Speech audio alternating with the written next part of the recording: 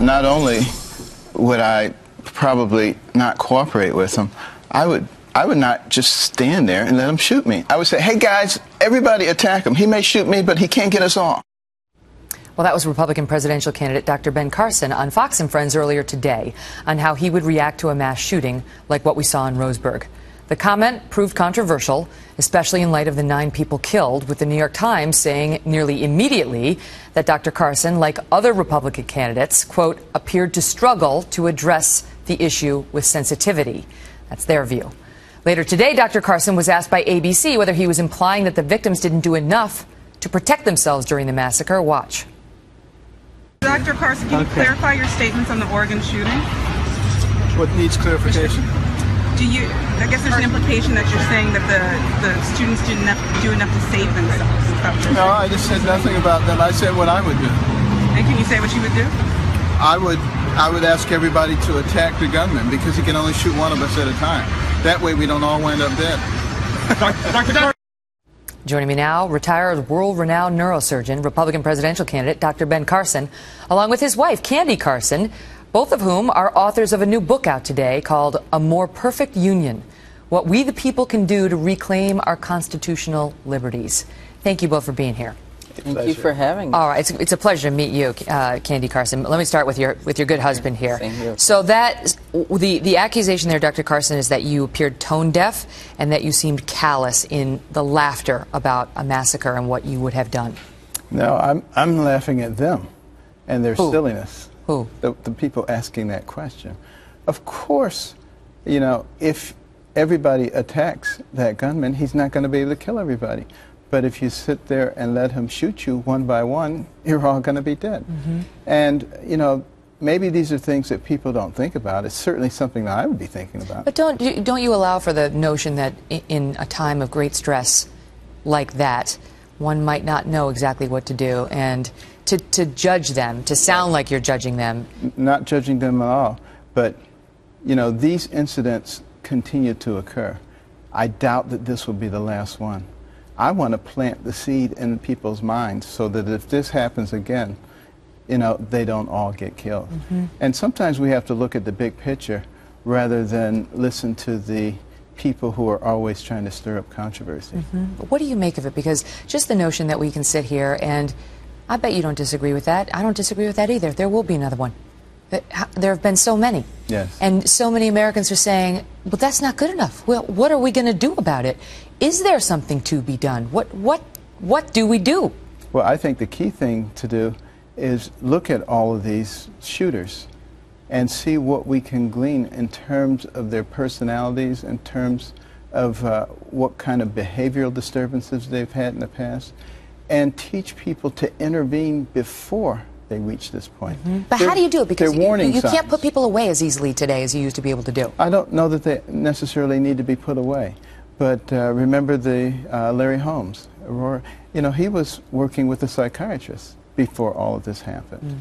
Mm. There was one of the other shooters who had a psychological history. We need to empower the people who are taking care of them, who recognize these dangerous trends, to do something. Mm-hmm. And what about the parents? I mean, let me ask you about that, Candy, as somebody who's raised children, and now you're a grandmother as well. The parents who need to pay attention to what's going on with their kids. Mm-hmm. How do you do it? How did you raise such good kids and such productive citizens? I mean, this mother was completely tuned out. Yeah. Well, I think in today's world, because of our economic situation, so many have to do double duty everywhere. I mean, they're doing like 2 and 3 jobs because there's just not, you know, the economy's the way it is, and the kids are just left to themselves. You know, it's the same thing.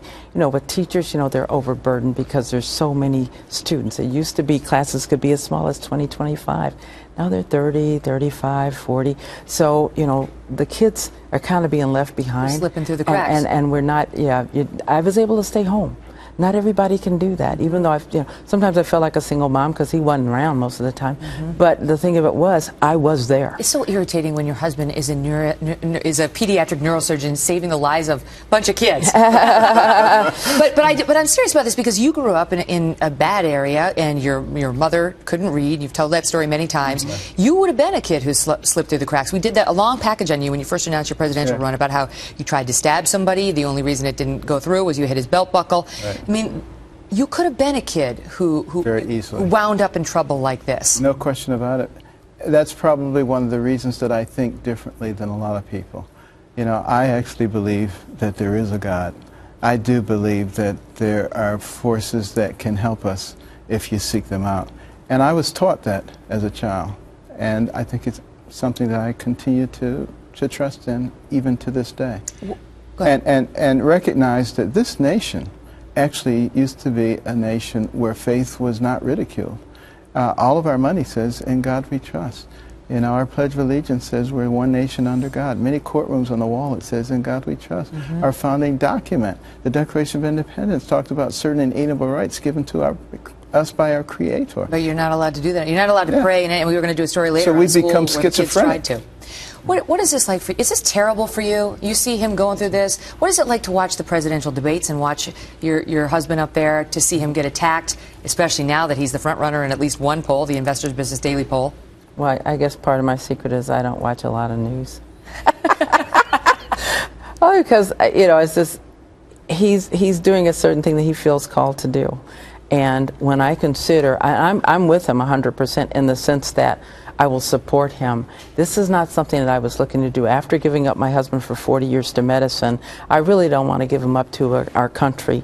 But then again, when I look at our grandchildren, and you think about that deficit that we had, the huge debt, $18.5 trillion, to pay it off at a rate of $10 million a day would take you 5,000 years. To saddle them with that kind of debt, we're the first generation in the history of this country to make it worse for the next one. What is he like? So, what is he like? Tell it's us. Exasperating how great he is. Oh, come on. No, it's terrible. Oh, come on. No, I mean, he doesn't make mistakes much. I mean, if he makes it's a little teeny one. Doesn't he irritate you? What does he do that's irritating? That's what's irritating. You know, I tell you, if I've lost, like, say I misplaced my glasses or, you know, file papers, like a file or something. And I say, "Honey, have you seen this?" And he said, "No, I haven't seen it." Well, he's focused on whatever he's doing. It'll be right in front of his face. So usually after I ask him, I'll go and look where he is, and usually it's there. I mean, it's interesting that you guys just celebrated your 40th wedding anniversary. The book is called A More Perfect Union, about what we can do to reclaim our liberties. And you have been in a perfect union for over 4 decades. Good luck with this. Thank you. Thank you for being here with us tonight. Megyn. Thank you so much. All the best to you both. Thank you.